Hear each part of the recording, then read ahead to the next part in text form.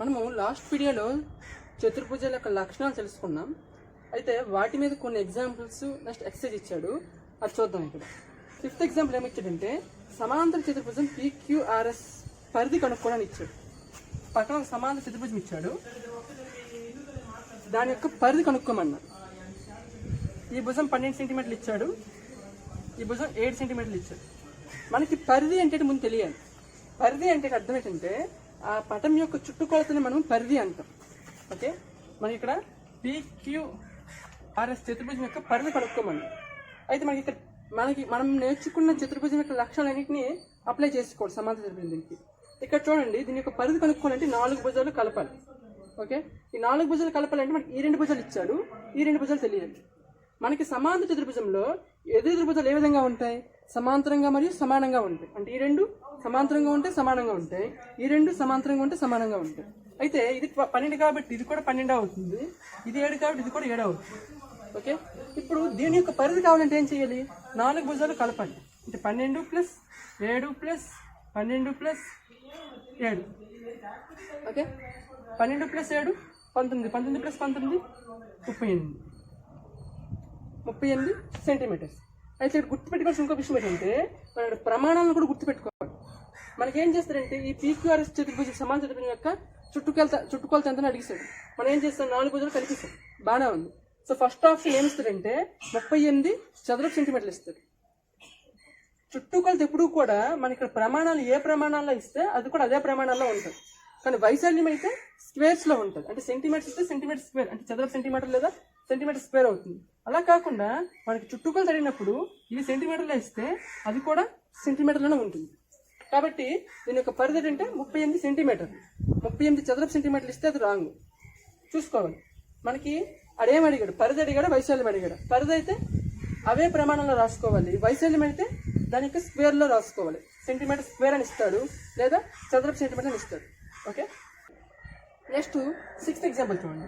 6th ఎగ్జాంపుల్లో BEST best అనే ఒక సమాంతర చతుర్భుజం ఇచ్చాడు. దాంట్లో యాంగిల్ B కోణం ఇచ్చాడు, యాంగిల్ S దగ్గర X పెట్టాడు. ఈ దగ్గర 2 కోణాలు, బాహ్య కోణం ఒకటి అంతర్కోణం ఒకటి ఏర్పరిచి బాహ్య కోణానికి Y, అంతర్కోణానికి Z అని పేరు పెట్టుకున్నాను. అయితే దీంట్లో మనకి X, Y, Z వాల్యూస్ అడిగారు. ఓకే, ఇక్కడ బెస్ట్ BEST బెస్ట్ అనేది ఏంటంటే ఇక్కడ సమాంతర చతుర్భుజం. మన సమాంతర చతుర్భుజం లక్షణాలను ఇక్కడ అప్లై చేసుకోవాలి. మనకి ఇక్కడ చూడండి, ఇక్కడ ఇచ్చిన కోణం కేవలం ఏంటి ఇచ్చాడు? ఒక కోణం మాత్రమే ఇచ్చాడు. ఓకే, మనకి సమాంతర చతుర్భుజంలో ఏం చెప్పుకున్నాం? ఆసన్న కోణాల గురించి, ఎదురు కోణాల గురించి. ఆసన్న కోణాలు మొత్తం ఎలా ఉంటాయి? 180 ఉంటాయి. లేదా అభిముఖ కోణాలు ఎలా ఉంటాయి? సమానంగా ఉంటాయి. బికి అభిముఖ కోణం ఏంటి? ఇక్కడ S అంటే X కోణం. సో B ఎంత ఉంటే S అనే కోణం కూడా అంతే ఉంటుంది. ఎందుకు? సమాంతర చతుర్భుజంలో అభిముఖ కోణాలు అనేవి సమానంగా ఉంటాయి. కాబట్టి X = ఎంత అవుతుంది? 100 డిగ్రీలు అవుతుంది. ఓకే, ఇప్పుడు మనకి సమాంతర చతుర్భుజంలో ఆసన్న కోణాలు అంటే ఈ 2 ఆసన్న కోణాలు అవుతాయి, ఈ 2 ఆసన్న కోణాలు అవుతాయి. ఓకే, ఆసన్న కోణాలు అయినప్పుడు ఆసన్న కోణాలు మొత్తం మనకి ఎంత అవ్వాలి? 180 అవ్వాలి. ఆల్రెడీ 100 ఉంది, 180 అవ్వాలంటే యాంగిల్ Z ఎంత అవ్వాలి? ఇక్కడ మనకి యాంగిల్ 100 ఉంది. ఇది అంటే ఈ 2 యాంగిల్స్ మొత్తం మనకి ఎంత అవ్వాలి? 180 అవ్వాలి. ఎందుకు? సమాంతర చతుర్భుజంలో ఆసన్న కోణాలు మొత్తం కూడా 180 అవ్వాలి కాబట్టి. సో ఇది 100 అయినప్పుడు ఇది ఎంత అవుతుందంటే 80 అవుతుంది. అంటే యాంగిల్ Z = 80 degrees. ఓకే, ఇప్పుడు చూడండి, యాంగిల్ ఈ దగ్గర బాహ్య కోణం ఒకటి, అంతర్కోణం ఒకటి, మొత్తం 2 కోణాలు మొత్తం కలిపి ఏ కోణం ఏర్పరుస్తుంది అంటే ఇక్కడ సరళ కోణం ఏర్పరుస్తుంది. సో Z అనే కోణం మనకి 80 degrees వచ్చింది. Y అనే కోణం ఎంత అవుతుంది? ఈ మొత్తం కోణం సరళ కోణమే కదా అవ్వాలి మనకి. సో Z 80 అయినప్పుడు Y ఎంత అవుతుంది? 100 అవుతుంది. ఓకే, అయితే మనకి ఇచ్చిందంటే బెస్ట్లో సమాంతర చతుర్భుజం ఇచ్చాడు. దాంట్లో ఒక కోణం ఇచ్చి మిగిలిన కోణం కనుక్కోమన్నాడు. మనకు కోణాల యొక్క నియమాలు ఇక్కడ అప్లై చేయాలి. సమాంతర చతుర్భుజంలో కోణాల యొక్క నియమాలు ఏంటి? అభిముఖ కోణాలు సమానంగా ఉంటాయి, ఆసన్న కోణాలు మొత్తం 180 అవుతుంది. అది అప్లై చేసుకుంటే ఇక్కడ X, Y, Z వాల్యూస్ అనేది వచ్చేస్తాయి. నెక్స్ట్ 7th క్వశ్చన్ చూడండి. 7th ఎగ్జాంపుల్ కూడా సేమ్ ఇదే విధంగా ఇచ్చాడు. రింగ్ అనే ఒక సమాంతర చతుర్భుజం ఇచ్చాడు. RING రింగ్ అనే ఒక సమాంతర చతుర్భుజం ఇచ్చాడు. దాంట్లో మనకి R అనే యాంగిల్ ఇచ్చాడు, మిగిలిన యాంగిల్స్ అడిగాడు. అయితే ఇక్కడ మనకి మిగిలిన కోణాలు అడిగాడు కాబట్టి సమాంతర చతుర్భుజంలో కోణాల యొక్క లక్షణాలను మనం అక్కడ అప్లై చేసుకోవాలి. కోణాల యొక్క లక్షణాలు ఏంటి? అక్కడ మనకి అభిముఖ కోణాలు సమానంగా ఉంటాయి, ఆసన్న కోణాలు అనేవేమో ఆసన్న కోణాలు మొత్తం కూడా మనకి 180 అవ్వాలి.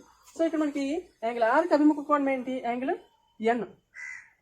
సో ఆర్ 70 అయింది కాబట్టి ఎన్ కూడా ఎంత అవ్వాలి? 70 అవ్వాలి. ఎందుకు? అభిముఖ కోణం సమానం కాబట్టి. ఓకే, నెక్స్ట్ ఆసన్న కోణాలు ఆర్ ప్లస్ ఐ అంటే ఈ రెండు కోణాలు మొత్తం మనకి ఎంత అవ్వాలి? 180 అవ్వాలి.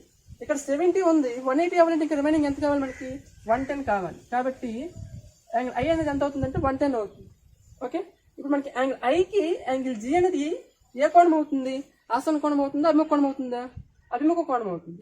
సో రింగ్ అనేది ఇక్కడ ఈ సమాంతర చతుర్భుజం కాబట్టి సమాంతర చతుర్భుజంలో ఈ అభిముఖ కోణాలు ఏ విధంగా ఉంటాయి? సమానంగా ఉంటాయి. ఇది 110 డిగ్రీస్ కాబట్టి ఇది కూడా ఎంత అవుతుంది? 110 డిగ్రీస్ అవుతుంది. ఓకే, మనకి సమాంతర చతుర్భుజంలో ఒక కోణం ఇచ్చినప్పుడు ఏం చేయాలంటే సమాంతర చతుర్భుజం యొక్క కోణాల యొక్క లక్షణాలు మనకి ఏమున్నాయో అవి అప్లై చేసుకోవాలి. అభిముఖ కోణాలు సమానం, ఆసన్న కోణాలు మొత్తం 180 అవ్వాలి. సో ఈ రెండు సమానం కాబట్టి ఇది 70 అవుతుంది, ఈ రెండు 180 అవ్వాలి కాబట్టి ఇది 110 అవుతుంది. ఇది 110 అయితే అభిముఖ కోణం కూడా ఎంత అవ్వాలి? 110 అవ్వాలి. కాబట్టి ఇది కూడా ఎంత అవుతుందంటే 110 అవుతుంది. ఓకే, నెక్స్ట్ 9th ఎగ్జాంపుల్ చూడండి. దీంట్లో మనకి RENT అనే ఒక దీర్ఘచతురస్రం ఇచ్చాడు. ఇది ఒక కర్ణాల యొక్క మధ్య బిందువు కర్ణాలు ఓ వద్ద ఖండించుకుని ఇచ్చాడు మరియు సమద్వీకరణ చేసుకుంటున్నాడు. అయితే దీంట్లో ఓఆర్ అనేదేమో 2x + 4, ఓటీ అనేదేమో 3x + 1. అయితే ఎక్స్ని కనుక్కోండి అన్నాడు. మనకి ఇక్కడ చూడండి ఇది మొత్తం ఏంటి? ఇక్కడ ఇది ఈ పటం అనేది దీర్ఘచతురస్రం. దీర్ఘచతురస్రం యొక్క కర్ణాల యొక్క సంబంధం ఇచ్చాడు కాబట్టి కర్ణాల యొక్క సంబంధం ఏంటి? మనకి అక్కడ కర్ణాలు అనేవి రెండు కూడా సమానంగా ఉంటాయి మరియు సమద్వీకరణ చేసుకుంటాయి. అంటే ఈ పార్ట్ ఎంత ఉంటే ఈ పార్ట్ అంతే ఉంటుంది, ఇది ఎంత ఉంటే ఇది కూడా అంతే ఉంటాయి. అంటే నాలుగు సమానంగా ఉంటాయి. ఈ పార్ట్కి ఈ పార్ట్ సమానం, ఈ భాగానికి ఈ భాగం సమానం. కానీ మనకి కర్ణాలు సమానం కాబట్టి సమద్వీకరణ చేసుకుంటున్నప్పుడు ఆ 4 భాగాలు కూడా సమానంగానే ఉంటాయి. అంటే అర్థం ఏంటంటే ఇక్కడ ఓఆర్ ఎంత ఉంటుందో ఓటీ కూడా అంతే ఉంటుంది. దాన్ని బట్టి మనకి ఇక్కడ ఓఆర్ ఎంత ఇచ్చాడు? ఓఆర్ అనేది ఏమో 2x + 4 ఇచ్చాడు. నెక్స్ట్ ఓటీ ఎంత ఇచ్చాడు? ఓటీ = 3x + 1 ఇచ్చాడు. మనకి కర్ణాలు సమానము మరియు సమద్వీకరణ చేసుకుంటాయి. కర్ణాలు సమద్వీకరణ చేసుకున్నంత మాత్రం అవి సమానం అవ్వు. అవి సమానమైనప్పుడు మరియు సమద్వీకరణ చేసుకున్నప్పుడే ఈ భాగాలు అనేవి సమానం అవుతాయి. దీర్ఘచతురస్రంలో కర్ణాలు సమానము మరియు సమద్వీకరణ చేసుకుంటాయి కాబట్టి ఈ భాగం సమానం అవుతాయి ఇప్పుడు మనకి. సో ఇప్పుడు ఓఆర్ = ఓటీ అవుతుంది. ఓఆర్ ఎంత ఇచ్చాడు? 2x + 4 ఇచ్చాడు. ఓటీ ఎంత ఇచ్చాడు? 3x + 1 ఇచ్చాడు. దీన్ని సింపుల్గా చేసుకుంటే ఏమవుతుందంటే 2x అటు పట్టుకెళ్ళండి, ఈ 1 ఇటు పట్టుకుందండి. So 4 - 1 = 3x - 2x. ఓకే, ఇదంత వస్తుంది 3x - 2x అంటే x వస్తుంది, 4 - 1 అంటే 3 వస్తుంది. అంటే x = ఎంత మనకి? 3. మనకి x వాల్యూ కదా అడిగాడు దీంట్లో. ఓకే, అంటే ఇక్కడ మనం అప్లై చేసుకున్న రూల్ ఏంటంటే దీర్ఘచతురస్రంలో కర్ణాలు సమానము మరియు సమద్వీకరణ చేసుకుంటే ఆ రూల్ ప్రకారం మనం ఏం చేస్తామంటే ఈ రెండు భాగాలను సమానం చేసుకుంటే x విలువ అనేది వచ్చింది మనకి. నెక్స్ట్ మనకి 10th ఎగ్జాంపుల్ ఏమి ఇచ్చాడంటే ABCD ఒక ట్రెపీజియం అన్నాడు. దాంట్లో ఏబికి సిడి ప్యారలల్ అన్నాడు. Angle A value angle B value ఇచ్చాడు. Angle C value angle D value అడిగాడు. మనకి ట్రిపీజియం అంటే ఏంటి? ఒక జత ఎదుటి భుజాలు సమాంతరంగా ఉండాలి. అంటే ఇక్కడ ప్రాబ్లంలో కూడా ఆడే ఏమి ఇచ్చాడు? ఏబికి ప్యారలల్గా సిడి ఉందని చెప్పాడు. సో ఏబి ప్యారలల్ సిడి అంటే ఈ రెండు రేఖలు ఏ రేఖలు అవుతాయి? సమాంతర రేఖలు అవుతాయి. ఆ సందర్భంలో మనకి ఈ ఏడి అనేది ఏమవుతుంది? తిర్యక్ రేఖ అవుతుంది. బీసీ కూడా ఏమవుతుంది? తిర్యక్ రేఖ అవుతుంది. దాంట్లో మనకి ఇక్కడ యాంగిల్ ఏ వాల్యూ ఇచ్చాడు. ఇప్పుడు సిడికి ఏబి ప్యారలల్గా ఉంది కదా, ఆ సందర్భంలో మనకి ఇక్కడ ఏడి ఏమైంది? తిర్యక్ రేఖ అయింది. తిర్యక్ రేఖ అయినప్పుడు ఈ రెండు కోణాలు ఏ కోణాలు అవుతాయి? ఇది సమాంతర భుజాలు, వాటి మధ్యలో ఉన్న ఇవి కోణాలు. అంటే తిర్యక్ రేఖ ఖండించుకున్నప్పుడు సమాంతర రేఖల మధ్యలో ఏర్పడిన ఈ కోణాలను మనము అంతర్కోణాలు అంటాము. తిర్యక్ రేఖ ఒకే వైపు ఉన్నాయి కాబట్టి తిర్యక్ రేఖ ఒకే వైపు ఉన్న అంతర్కోణాలు అంటాం. తిర్యక్ రేఖ ఒకే వైపు ఉన్న అంతర్కోణాలు మొత్తం మనకి ఎంత ఉంటుంది అంటే 180 degrees ఉంటుంది. తిర్యక్ రేఖ ఒకే వైపు ఉన్న అంతర్కోణాలు మొత్తం కూడా మనకి 180 degrees అవుతుంది. కాబట్టి angle A plus angle D ఎంత అవుతుందంటే ఇక్కడ 180 అవ్వాలి. యాంగిల్ ఏ ఎంత ఇచ్చాడు మనకి? ఇక్కడ 50 ఇచ్చాడు.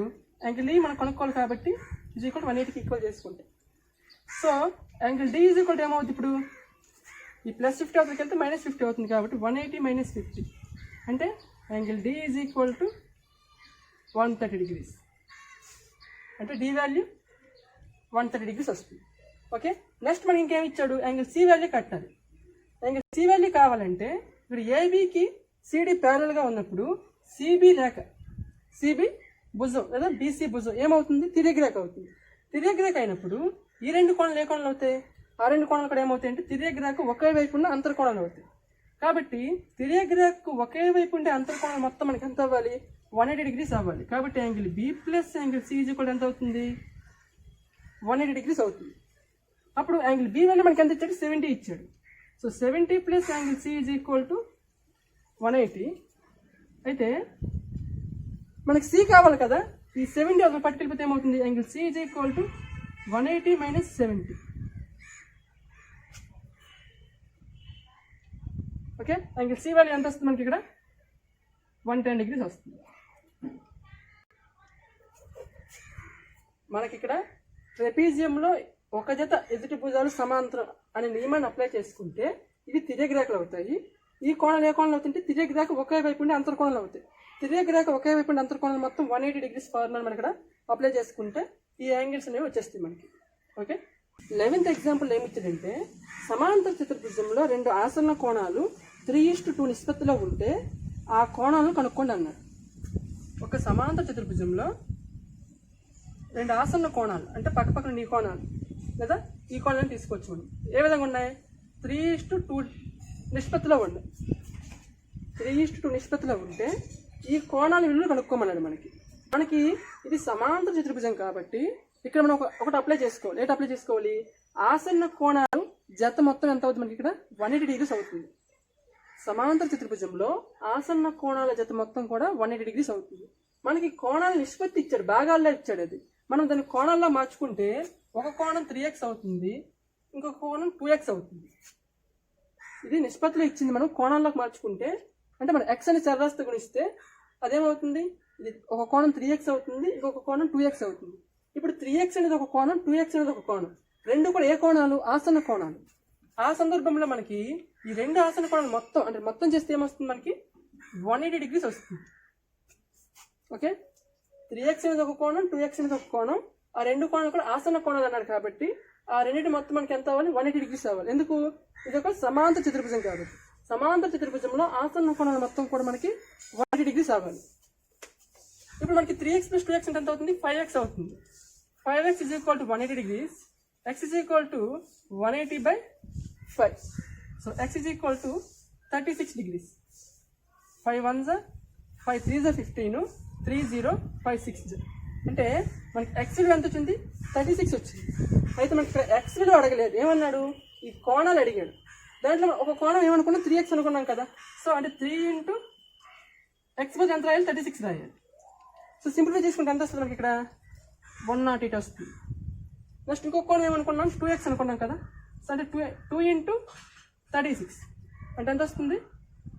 72 degrees వస్తుంది. మనకి ఆ రెండు కోణాలు అడిగాడు కాబట్టి ఏమవుతుందంటే 108 degrees ఒకటి 72 degrees అవుతుంది. అయితే అన్ని కోణాలు కూడా అడిగాడు అనుకోండి, మనకి సమాన చతుర్భుజం తెలుసు కదా. ఒకటి 72 వచ్చింది కాబట్టి దానికి ఆపోజిట్ ఉండే కోణం కూడా ఎంత అవుతుంది? 72 degrees అవుతుంది. ఓకే, ఒకటి మనకి 108 వచ్చింది కాబట్టి దానికి ఆపోజిట్ ఉండే కూడా మనకి ఎంత అవుతుందంటే 108 degrees అవుతుంది. అంటే అవి 4 కోణాలు. మనకు ఆ రెండు కోణాలు అడిగాడు కాబట్టి 108 72 అవుతుంది. అలా కాకుండా 4 కోణాలు అంటే ఏమవుతుందంటే 108 72 108 72. రెండు అభిముఖ కోణం సమానం కాబట్టి రెండు 108 వస్తాయి, రెండు 72 వస్తాయి.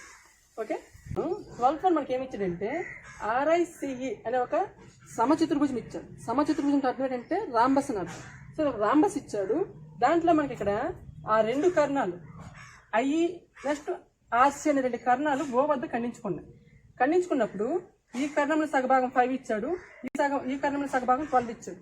మనకి రాంబస్ లో కర్ణాలు ఏం చేసుకుంటాయి? సమద్వీకరణ చేసుకుంటాయి. ఏ సమద్వీకరణ? లంబ సమద్వీకరణ చేసుకుంటాయి. అంటే లంబ కోణంతో రెండు కూడా సగసంగా విభజించుకుంటాయి. అంటే ఇది 12 కాబట్టి ఇది కూడా 12 అవుతుంది, ఇది 5 కాబట్టి ఇది కూడా 5 అవుతుంది.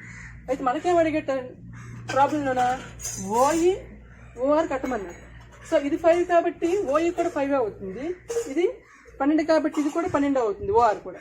అయితే కొన్ని సందర్భాల్లో మనకి ఈ కర్ణం పొడవు కాకుండా ఏమంటాడంటే భుజం పొడవు కట్టమంటాడు. ఓకే, అప్పుడేం చేయాలంటే మనకి ఈ లంబ సమద్వీకరణ చేసుకుంటున్నప్పుడు ఇక్కడ లంబకోణం ఏర్పడుతుంది.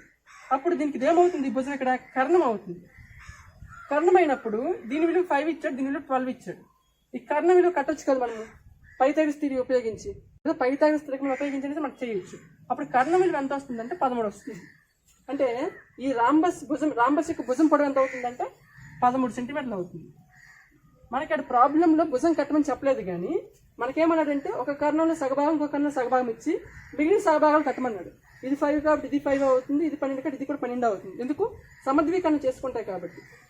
రాంబస్లో కర్ణాలు లంబ సమద్వీకరణ చేసుకుంటాయి కాబట్టి ఆ విధంగా చేయొచ్చు. అలా కాకుండా మనకి భుజం అనే పొడవు అడిగాడు అనుకోండి, భుజం అడిగినప్పుడు లంబ సమద్వీకరణ చేసుకుంటానే నియమాన్ని ఉపయోగించి ఇది 5 ఇది 12 అంటే ఇది ఏ త్రిభుజం అవుతుంది? లంబకోణ త్రిభుజం అవుతుంది. ఆ సందర్భంలో మనకి ఇక్కడ ఈ భుజం అనేది ఏమవుతుందంటే కర్ణం అవుతుంది.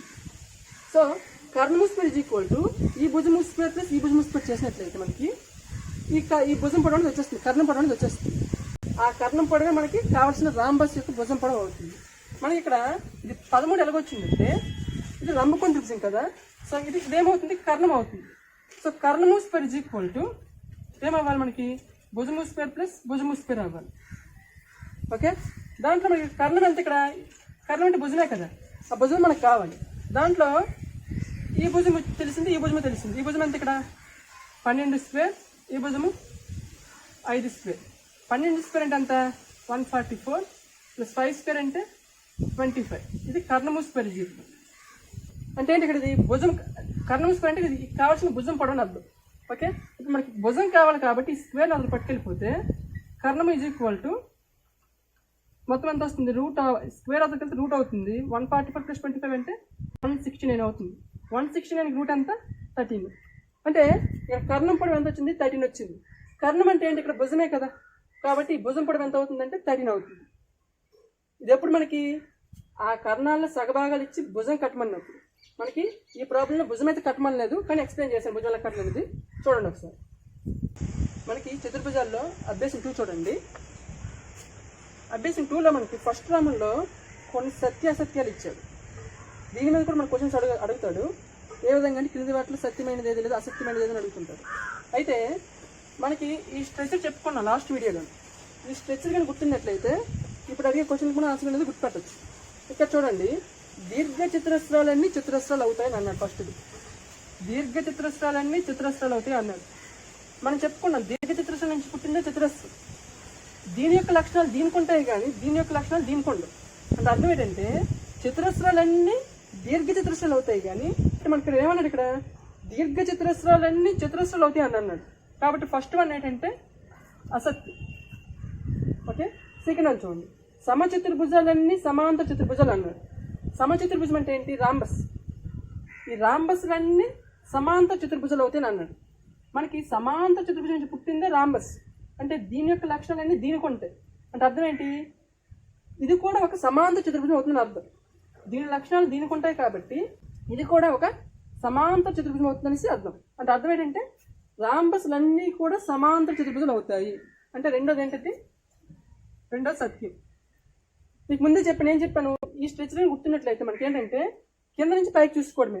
చతురస్రాలన్నీ దీర్ఘ చతురస్రాలు అవుతాయి, చతురస్రాలన్నీ రాంబస్లు అవుతాయి, చతురస్రాలన్నీ సమాంతర చతుర్భుజాలు అవుతాయి, చతురస్రాలన్నీ ట్రెపీజులు అవుతాయి, చతురస్రాలన్నీ చతుర్భుజాలు అవుతాయి. నెక్స్ట్ పైకి చూడండి, రాంబస్లన్నీ సమాంతర చతుర్భుజాలు అవుతాయి, దీర్ఘ చతురస్రాలన్నీ సమాంతర చతుర్భుజాలు అవుతాయి, రాంబస్లన్నీ ట్రెపీజాలు అవుతాయి, రాంబస్లన్నీ చతుర్భుజాలు అవుతాయి, దీర్ఘ చతురస్రాలన్నీ ట్రెపీజాలు అవుతాయి, దీర్ఘ చతురస్రాలన్నీ చతుర్భుజాలు అవుతాయి. అంటే కిందవి పైకి అవుతాయి, మళ్ళీ పైవి కింద రావు. రాంబస్ సమాంతర చతుర్భుజం అవుతుంది, కానీ సమాంతర చతుర్భుజం రాంబస్ అవ్వదు. దీర్ఘ చతురస్రం సమాంతర చతుర్భుజం అవుతుంది, కానీ సమాంతర చతుర్భుజం దీర్ఘ చతురస్రం అవ్వదు. దీర్ఘ చతురస్రం ట్రెపీజం అవుతుంది, కానీ ట్రెపీజం దీర్ఘ చతురస్రం అవ్వదు. అంటే కిందవి పైవి అవుతాయి, కానీ పైవి కింద అవ్వవు. ఓకే, దాన్ని గుర్తుపెట్టినట్లయితే మనకి మనం చేయొచ్చు. థర్డ్ వన్ చూడండి, చతురస్రాలన్నీ సమచతుర్భుజాలు మరియు దీర్ఘ చతురస్రాలు అన్నారు. చతురస్రాలన్నీ సమచతుర్భుజాలు అంటే రాంబస్లు అవుతాయి, చతురస్రాలన్నీ దీర్ఘ చతురస్రాలు కూడా అవుతాయి అన్నాడు. కరెక్టే కదా? కిందది పైకి అయ్యింది. చతురస్రాలన్నీ సమచతుర్భుజాలు రాంబస్లు అవుతాయి అన్నాడు, చతురస్రాలన్నీ దీర్ఘ చతురస్రాలు అవుతాయి అన్నాడు. రెండు కూడా సత్యమే. కాబట్టి థర్డ్ వన్ ఏంటంటే సత్యం. నెక్స్ట్ ఫోర్త్ వన్ చూడండి, చతురస్రాలన్నీ సమాంతర చతుర్భుజాలు కావు అన్నాడు. చతురస్రాలన్నీ సమాంతర చతుర్భుజాలు కావు అన్నాడు. కిందది పైకి అవ్వాలి, కానీ అవ్వలేదు అని అన్నాడు. అంటే చతురస్రాలన్నీ సమాంతర చతుర్భుజాలు కావన్నాడు కాబట్టి అది తప్పు. చతురస్రాన్ని సమాంతర చతుర్భుజాలు అవుతాయి, సమాంతర చతుర్భుజాలని చతురస్రాలు అవ్వు. ఓకే, నెక్స్ట్ 5th వన్ చూడండి. 5th వన్ ఏమి ఇచ్చాడు? గాలిపటాలన్నీ సమచతుర్భుజాలు అన్నాడు. మనకి గాలిపటం అనేది ఎలా ఉంటుంది? రెండు ఆసన్న భుజాలు సమానంగా, రెండు వేరు వేరు జతల ఆసన్న భుజాలు, అంటే దీనికి ఇది సమానంగా ఉండాలి, నెక్స్ట్ దీనికి ఇది సమానంగా ఉండాలి.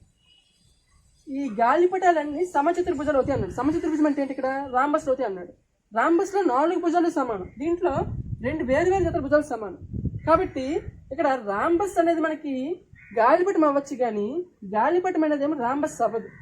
మనకేమన్నాడు? గాలిపటాలన్నీ రాంబస్లు అన్నాడు, కాబట్టి అది తప్పు అవుతుంది. అలా కాకుండా రాంబస్లన్నీ గాలిపటాలన్నీ మాత్రం అది సత్యం అవుతుంది. చూడండి, గాలిపటాలన్నీ కూడా మనకి ఇక్కడ రాంబస్ అనేది అవ్వదు, రాంబస్లన్నీ కూడా గాలిపటాలు అవుతాయి. అంటే అర్థం ఏంటంటే అక్కడ గాలిపటాలు అనేవి ఏ వర్గానికి చెందుతాయి అంటే సమాంతర చతుర్భుజం యొక్క వర్గానికి చెందుతాయి. ఓకే, నెక్స్ట్ 6th వన్ చూడండి. 6th వన్ ఏమి ఇచ్చాడు? సమచతుర్భుజాలన్నీ గాలిపటాలు చెప్పుకున్నాం కదా ఇప్పుడు. సో ఇక్కడ ఇది మనకి ఇక్కడ గాలిపటం చెందుతుంది కాబట్టి సమచతుర్భుజాలు అంటే రాంబస్లన్నీ కూడా గాలిపటాలు అన్నాడు, కాబట్టి ఇదేమవుతుంది? సత్యమే అవుతుంది.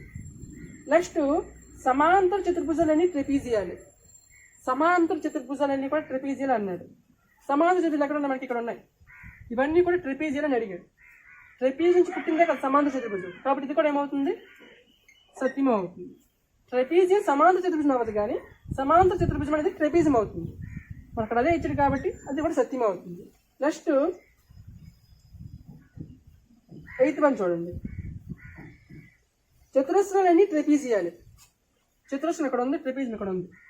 చతురస్రాలన్నీ ట్రెపీజియాలు సత్యమే కదా.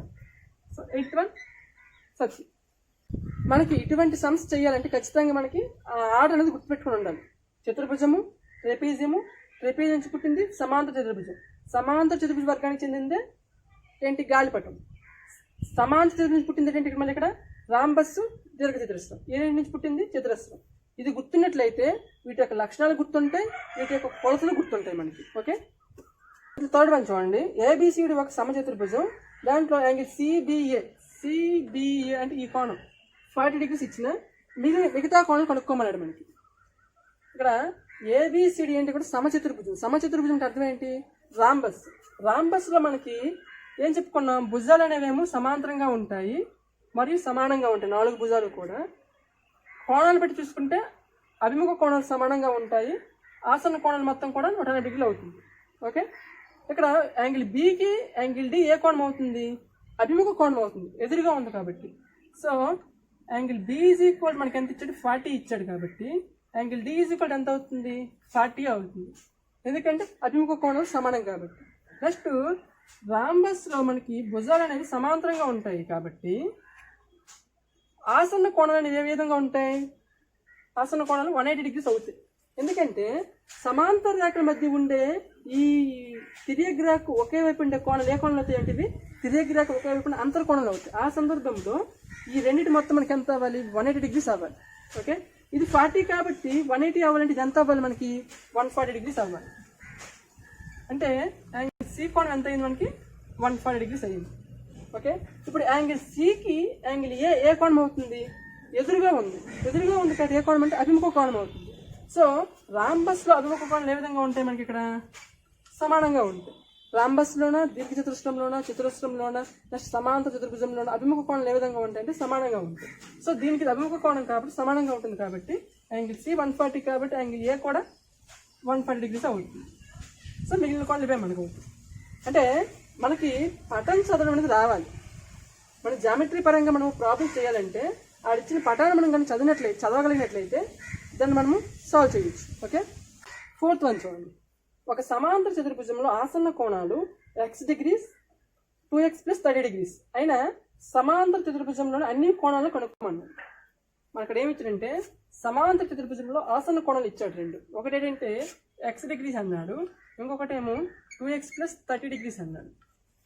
ఈ రెండు కూడా ఆసన్న కోణాలు అన్నాడు. మనకి సమాంతర చతుర్భుజంలో ఆసన్న కోణాల లక్షణం ఏంటి? ఇక్కడ సమాంతర చతుర్భుజంలో ఆసన్న కోణాల లక్షణం ఏంటంటే ఆ రెండింటి యొక్క ఆసన కోణాల మొత్తం కోణం మనకి ఎంత అవుతుందంటే 180 degrees అవుతుంది. కాబట్టి రెండు ఆసన కోణాలు కాబట్టి ఈ రెండింటి మొత్తం మనకి ఎంత అవ్వాలి? 180 degrees అవ్వాలి. ఎందుకు? సమాంతర చతుర్భుజంలో ఆసన్న కోణాలు మొత్తం కూడా 180 degrees కాబట్టి. ఇప్పుడు దీన్ని సింప్లిఫై చేసుకుంటే x డిగ్రీ ప్లస్ దీన్ని బ్రాకెట్ బయట తీసుకుంటే 2x plus 30 degrees is equal to 180 degrees అవుతుంది. ఓకే, సింప్లిఫై చేసుకుంటే x ప్లస్ 2x అంటే 3x అవుతుంది. ఈ ప్లస్ 30 అవతలకి వెళ్తే ఏమవుతుంది? -30 అవుతుంది. అంటే 180 minus 30. So 3x is equal ఏమవుతుంది? 150 degrees అవుతుంది. ఓకే, ఇప్పుడు x ఈజ్ ఈక్వల్ టు 150/3. ఇక్కడ 3 అనేది మల్టిప్లై చేస్తుంది, అటు వస్తే డివిజన్ అవుతుంది కాబట్టి. సో x ఈజ్ ఈక్వల్ ఏమవుతుంది? 3 1s 3 50s అంటే x is equal to 50 degrees. అయితే ఇక్కడ x అంటే ఏంటి? మనకి ఇచ్చిన రెండు కోణాల్లో ఒక కోణం. ఓకే, అంటే ఒక కోణం x కాబట్టి ఆ కోణం విలువ 50 degrees అవుతుంది. ఇంకొక కోణం ఏమన్నాడు? 2x ప్లస్ 30 అన్నాడు. అంటే 2 × 50 ప్లస్ 30 అంటే ఏమవుతుంది? 100 ప్లస్ 30 అంటే 130 degrees. ఓకే, మనకి ఇక్కడ చూడండి, ఈ రెండు కూడా ఆసన్న కోణాలు అన్నాడు. ఒక కోణం విలువ 50 వచ్చింది, ఇంకొక కోణం విలువ 130 వచ్చింది. అయితే ఇది ఏ చతుర్భుజం అన్నాడు? సమాంతర చతుర్భుజం అన్నాడు. సమాంతర చతుర్భుజం కాబట్టి రెండు వేరు వేరే కోణాలు వచ్చాయి. అయితే మనకి సమాంతర చతుర్భుజంలో ఆసన్న కోణాలు మొత్తం 180 degrees, ఎదురు కోణం అంటే అభిముఖ కోణాలు ఏ విధంగా ఉంటే సమానంగా ఉంటాయి. ఈ కోణంకి అభిముఖ కోణం విలువ ఎంత అవుతుంది? 130 degrees అవుతుంది. ఈ 50 degreesకి అభిముఖ కోణం విలువ ఇంకొక కోణం విలువ ఎంత అవుతుంది? 50 degrees అవుతుంది. ఇప్పుడు మనకి ఇది ఏబిసిడి సమాంతర చతుర్భుజం అనుకుందాం. దీంట్లో ఒక కోణం విలువ 50 వచ్చింది, ఇంకొకటి ఆసన్న కోణం అన్నాడు కదా, ఇది ఆసన్న కోణంగా తీసుకుని ఇది 130 degrees వచ్చింది. ఓకే, ఈ కోణం మనకి ఈ రెండు కోణం ఇప్పుడు కావాలి. ఇప్పుడు అనుకోండి, ఈ కోణంకి కోణం ఏ కోణం అవుతుంది? అభిముఖ కోణం అవుతుంది. కాబట్టి సమాంతర చతుర్భుజంలో అభిముఖ కోణాలు ఏ విధంగా ఉంటే సమానంగా ఉంటాయి. ఇది 50 కాబట్టి ఇది కూడా ఏమవుతుంది? 50 అవుతుంది. ఇది 130 కాబట్టి దీనికి అభిముఖ కోణం సమానం కాబట్టి ఇది కూడా ఎంత అవుతుంది? 130 degrees అవుతుంది. ఇప్పుడు ఈ సమాంతర చతుర్భుజంలో అన్ని కోణాలు ఏంటవుతాయి?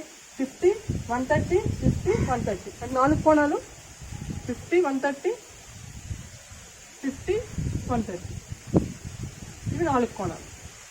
ఓకే, నెక్స్ట్ 6th వన్ చూడండి.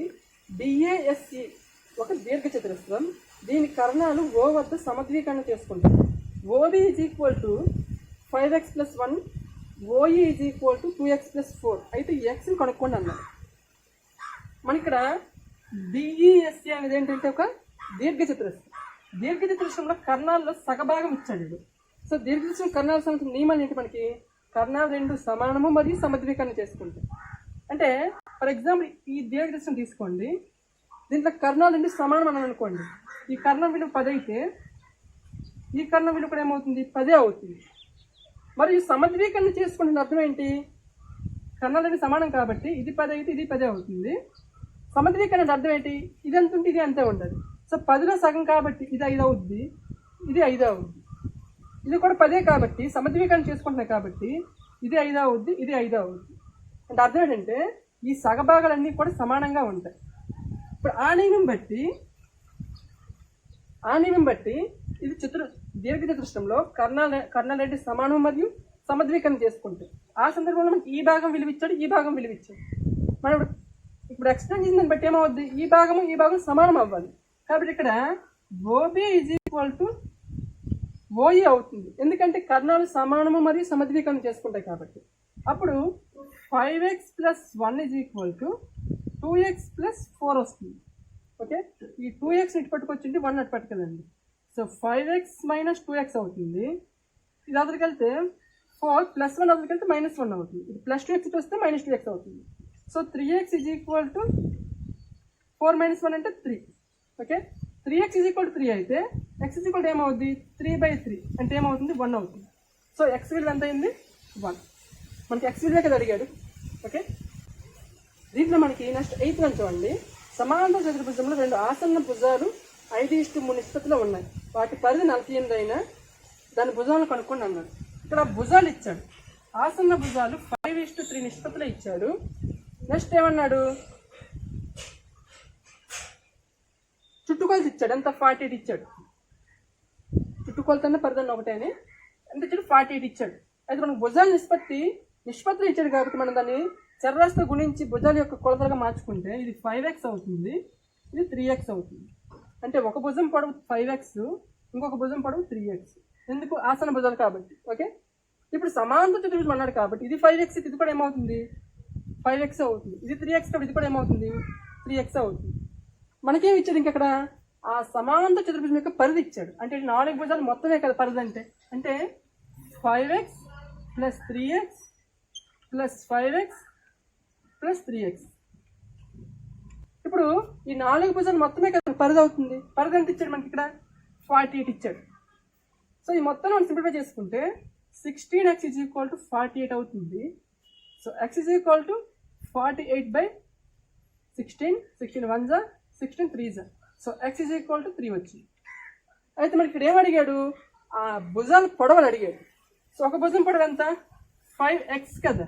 అంటే ఏమవుతుంది? 5 ఇంటూ x బదులు ఎంత వచ్చింది? 3 వచ్చింది. సో 5 ఇంటూ 3 అంటే 15. ఇది 15 సెంటీమీటర్స్ అవుతుంది. ఇంకొక భుజం పొడవు ఏమి ఇచ్చాడు? 3x. 3x అంటే ఏంటవుతుంది? 3 ఇంటూ 3. ఇది 3 9 సెంటీమీటర్స్. ఓకే, అంటే ఇదేమవుతుంది? ఇది 15, ఇది 9, ఇది 15, ఇది 9. ఇక్కడ 10th వన్ చూడండి. ఏబిసి ఒక ట్రెపీజియము. AB parallel to CD. Angle A is equal to angle B is equal to 30 degrees అయితే మిగిలిన కోణం కనుక్కోండి అన్నారు. ఇక్కడ మనకి ఏబిసిడి అనేది ఏంటంటే ట్రెపీజీ. ట్రెపీజింగ్ కాబట్టి ఒక జత ఏమన్నా అక్కడ ఏబి ప్యారలల్ టు సిడి అన్నది. అంటే ఏబికి సిడి సమాంతరంగా ఉంది. నెక్స్ట్ ఏమి ఇచ్చాడు? యాంగిల్ ఏ యాంగిల్ బి విలువ సమానం అన్నాడు. ఏమి ఇచ్చాడు? 30 30 ఇచ్చాడు. యాంగిల్ సి విలువ యాంగిల్ డి విలువ కట్టమన్నాడు. సో ఇక్కడ ఏబికి సిడి ప్యారలల్ అయినప్పుడు ఏడి ఏమవుతుంది? తిర్యక్ రేఖ అవుతుంది. తిర్యక్ రేఖ అయినప్పుడు యాంగిల్ ఏకి యాంగిల్ డి అంటే ఈ రెండింటి యొక్క సంబంధం ఏంటి? ఈ రెండు కోణాలు కూడా తిర్యక్ రేఖ ఒకే వైపు ఉండే అంతర కోణాలు అవుతాయి. తిర్యక్ రేఖ ఒకే వైపు ఉండే అంతర కోణాలు మొత్తం మనకి ఎంత అవుతుంది? 180 degrees అవుతుంది. అంటే angle A plus angle D is equal to 180 degrees అవ్వాలి. ఓకే, యాంగిల్ ఏ 30 ఇచ్చాడు. యాంగిల్ డి విలువ ఎంత అవుతుంది? అదే కదా మనకి కట్టాలి. Angle D is equal to 180. Okay, 30 అవతలకి వెళ్తే ఏమవుతుంది? -30 అవుతుంది. అంటే angle D is equal to 180 - 30. Angle D is equal to 150 degrees.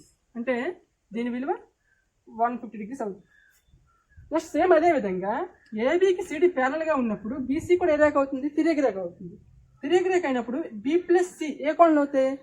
తిర్యక్ రేఖ ఒకే వైపు ఉండే అంతర కోణంలో అవుతాయి. అంటే angle B plus angle C is equal కూడా ఎంత అవ్వాలి? 180 degrees అవ్వాలి. యాంగిల్ బి ఎంత ఇచ్చాడు? మనకి 30 ఇచ్చాడు. Angle C is equal to 180. Simplify చేసుకుంటే angle C is equal to 180 - 30. So angle C is equal to 150 degrees వస్తుంది. సేమ్ అదే విధంగా. ఓకే, నెక్స్ట్ మనకి ఇక్కడ లెంత్ రాముల్లో కొన్ని బిట్స్ ఇచ్చారు చూడండి. 2 ఆసన్న భుజాలు సమానంగా ఉండే సమాంతర చతుర్భుజం. ఇది ఒక సమాంతర చతుర్భుజం. దీంట్లో ఏమన్నాడు? మనకి సమాంతర నియమం ఏంటి? ఎదురు భుజాలు సమానంగా ఉంటాయి, సమాంతరంగా ఉంటాయి. కానీ మనకేమన్నాడు ఇక్కడ? ఆసన్న భుజాలు సమానం అన్నాడు. అంటే ఇక్కడ ఫర్ ఎగ్జాంపుల్ ఇది 10 అయినప్పుడు ఇది 10 అవుద్ది, ఇది 5 అయితే ఇది 5 అవుద్ది సమాంతర చతుర్భుజంలో. కానీ మనకేమన్నాడంటే ఆసన్న భుజాలు సమానం అయిపోయి అన్నాడు. అంటే ఈ 10 కాస్త ఇది కూడా 10 అయిపోయింది అన్నాడు. ఈ 10 కాస్త ఇది కూడా 10 అయిపోయింది అన్నాడు. మరి మనకు అర్థం ఏంటి? 4 భుజాలు కూడా సమానం అయిపోయి, కోణం మాత్రం 90 అవ్వలేదు. 4 భుజాలు సమానం అయిపోయి, 4 భుజాలు సమానంగా ఉంటూ సమాంతర చతుర్భుజాన్ని పోలి ఉన్న పటం ఏంటి? రాంబస్. మనం అనుకోవచ్చు ఇది దీర్ఘచతురస్రం ఎందుకు అవ్వదని. మనకి సమాంతర చతుర్భుజంలో కర్ణాలు భుజాలు మాత్రమే మారే అన్నాడు, కోణాలు మారే అని చెప్పలేదు. మనకి కోణంగానే 90 degrees అయితే అప్పుడు అది మీరు అనుకున్నట్టు చతురస్రం అవుతుంది. కానీ మనకేమన్నాడు ఇక్కడ? ఆసన్న భుజాలు మాత్రమే సమానం అన్నాడు. సో ఈ 2 భుజాలు సమానం అన్నాడు. నెక్స్ట్ ఈ 2 భుజాలు సమానం అయిపోతాయి, ఈ 2 భుజాలు సమానం అయిపోతాయి. అంటే అర్థం ఏంటి? 4 భుజాలు కూడా సమానం అయిపోతాయి. 4 భుజాలు సమానం అయిపోయిన సమాంతర చతుర్భుజాన్ని ఏమంటామంటే రాంబస్ అంటాం. ఓకే, ఆన్సర్ ఏంటి? 2 ఆసన్న భుజాలు సమానంగా ఉండే సమాంతర చతుర్భుజాన్ని మనము రాంబస్ అంటాం. ఒక కోణం 90 degrees, 2 ఆసన్న భుజాలు సమానంగా ఉండే సమాంతర చతుర్భుజం. ఇక్కడ చూడండి, సేమ్ ఇప్పుడు ఇచ్చినట్టేనే ఫస్ట్ దానిలాగా ఇచ్చాడు ఇది కూడా. కానీ ఇక్కడ కోణం అనేది ఏమో 90 degrees అని చెప్పాడు. ఇప్పుడు ఏంటి? ఇక్కడ ఆసన్న భుజాలు సమానం అయిపోయింది చెప్పాడు. అంటే అర్థం ఏంటి? 4 భుజాలు కూడా సమానమే అయిపోయాయి. సో 4 భుజాలు సమానమైన సమాంతర చతుర్భుజం ఏమైంది? రాంబస్ అయింది. కానీ ఇంకోటి చెప్పాడు ఇక్కడ ఒక కోణం 90 డిగ్రీలు అయిపోయిందని చెప్పాడు. అంటే సమాంతర చతుర్భుజంలో ఒక కోణం కానీ 90 డిగ్రీలు అయితే ఏమైపోతుంది, అది దీర్ఘ చతురస్రం అయిపోతుంది. ఓకే, మరియు 4 భుజాలు సమానం అయిపోయాయి అనుకోండి, అప్పుడు చతురస్రం అయిపోతుంది. ఇక లాజిక్ ఏంటంటే సమాంతర చతుర్భుజంలో ఒక కోణం 90 అయితే అది దీర్ఘ చతురస్రం అయిపోతుంది. దాంతోపాటు 4 భుజాలు సమానం అయిపోతే చతురస్రం అయిపోతుంది. మరి ఇక్కడ ఏమన్నాడు, ఆసన్న భుజాలు సమానం అన్నాడు. ఆసన్న భుజాలు సమానం అంటే ఈ భుజంకి ఈ భుజం సమానం అయిపోతుంది, ఈ భుజంకి ఈ భుజం సమానం అయిపోతుంది, ఈ భుజంకి ఈ భుజం సమానం అయిపోతుంది. అంటే అర్థం ఏంటి, 4 భుజాలు కూడా సమానం అయిపోతున్నాయి. నెక్స్ట్ ఇంకేమన్నాడు, కోణం 90 డిగ్రీలు అన్నాడు. ఒక కోణం 90 అయితే ఆటోమేటిక్ 4 కోణాలు కూడా 90 అయిపోతాయి. 4 భుజాలు సమానంగా ఉంటూ 4 కోణాలు 90 డిగ్రీలు అయితే ఆ చతుర్భుజం ఏ చతుర్భుజం అంటాం మనము, చతురస్రం అంటాం.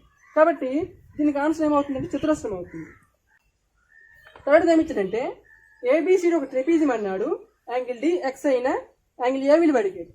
అయితే ఇక్కడ ఏబిసిడి ట్రెపీజియం అన్నాడు కాబట్టి ఏబి ప్యారలల్ సిడి అయినట్టు లెక్క. అది ఇచ్చాడు, ఏబి ప్యారలల్ సిడి అని ఇచ్చాడు. అంటే 2 భుజాలు ఏంటంటే సమాంతరం అన్నాడు. యాంగిల్ డిఎక్స్ అయితే యాంగిల్ ఏ ఎంత అడిగాడు మనకి. ఇక్కడ మనకి ఏమి ఇచ్చాడు, ఏబిసిడి ఒక ట్రెపీజియం ఇచ్చాడు. ఆ సందర్భంలో మనకి ఏమిచ్చాడు, ఏబి ప్యారలల్ సిడి అన్నాడు. అప్పుడు ఏడి ఏమవుతుందంటే తిర్యగ్రేఖ అవుతుంది. తిర్యగ్రేఖ అయినప్పుడు యాంగిల్ ఏ యాంగిల్ డి కోణాలు ఏ కోణాలు అవుతాయి అంటే తిర్యగ్రేఖ ఒకే వైపు ఉంటే అంతర్కోణాలు అవుతాయి. 2 సమాంతర రేఖలు ఒక తిర్యగ్రేఖ ఖండించుకున్నప్పుడు లోపల ఏర్పడే ఈ 2 కోణాలను మనం తిర్యగ్రేఖ ఒకే వైపు ఏర్పడే అంతర్కోణాలు అంటాం.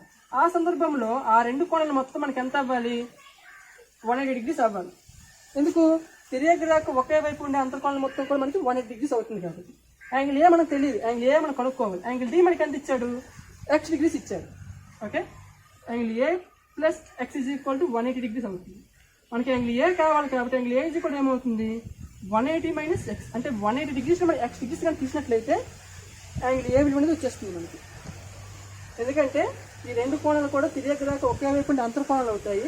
వాటి మొత్తం మనకి 180 డిగ్రీస్ అవుతుంది. ఒక కోణం ఇచ్చినప్పుడు రెండో కోణం కావాలంటే ఆ ఇచ్చిన కోణాన్ని మనం 180 డిగ్రీస్ తీసినట్లయితే ఆ రెండో కోణం అనేది వచ్చేస్తుంది. డిఎక్స్ ఇచ్చాడు కాబట్టి యాంగిల్ ఏ కావాలంటే 180 మైనస్ ఎక్స్ అవుతుంది. ఇక్కడ యాంగిల్ ఏ విలువ ఎంత అవుతుంది, 180 మైనస్ ఎక్స్ అవుతుంది. నెక్స్ట్ 4th వన్ చూడండి, సమాంతర చతుర్భుజంలోని ప్రతి కర్ణము దాని డాష్ త్రిభుజాలుగా విభజిస్తుంది. సమాంతర త్రిభుజం ఇది. దీంట్లో ప్రతి కర్ణం అంటే ఈ కర్ణం ఈ సమాంతర చతుర్భుజాన్ని 2 సర్వ సమాన త్రిభుజాలు విభజిస్తుంది. స్వరూప త్రిభుజాలు కాదు, సర్వ సమాన త్రిభుజాలు. అంటే అర్థం ఏంటంటే దీని వైశాల్యం ఎంత ఉంటే దీని వైశాల్యం కూడా అంతే ఉంటుంది. ఓకే, అంటే ఇదొక కర్ణం.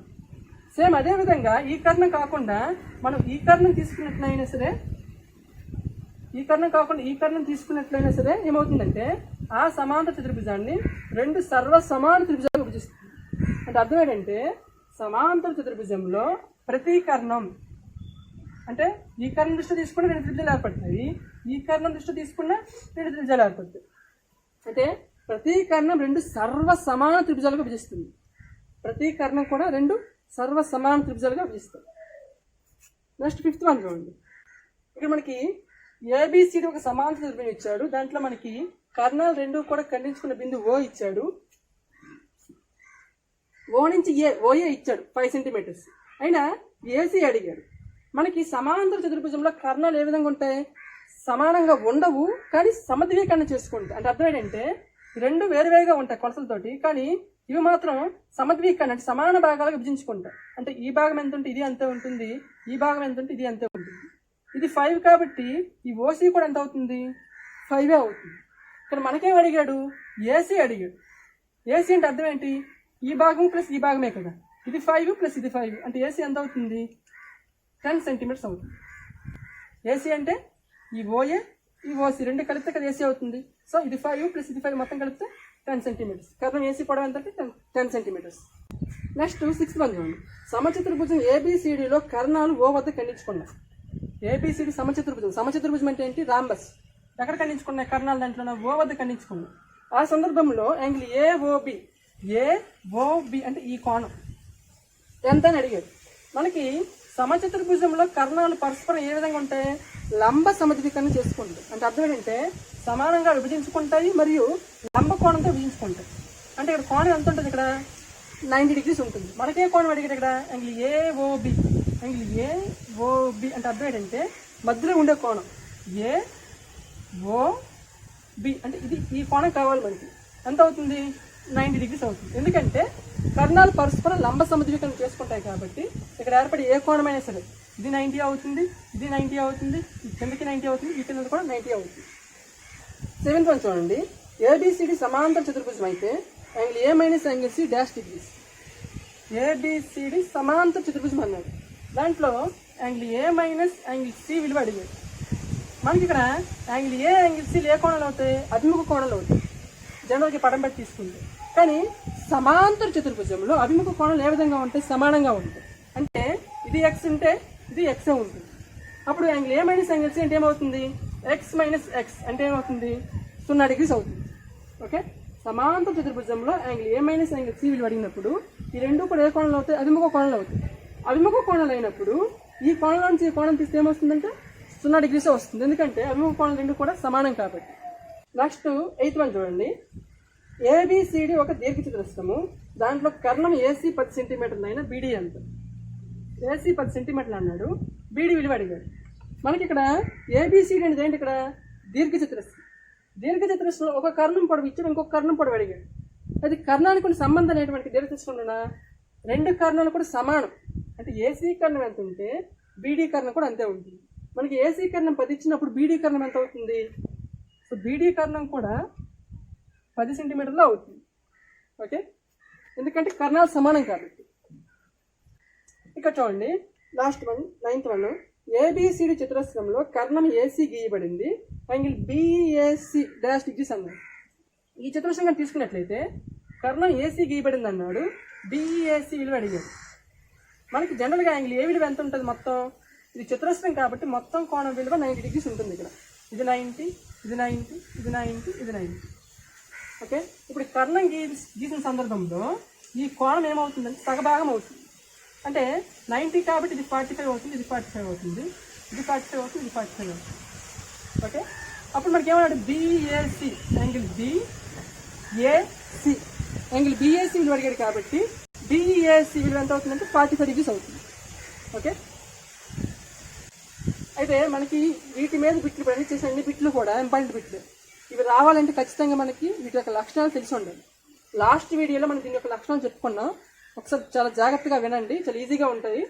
ఆ లక్షణాలు కానీ మనకు వచ్చినట్లయితే దీని మీద ఏ సమ్ ఇచ్చినా మనము చేయగలం. ఓకే.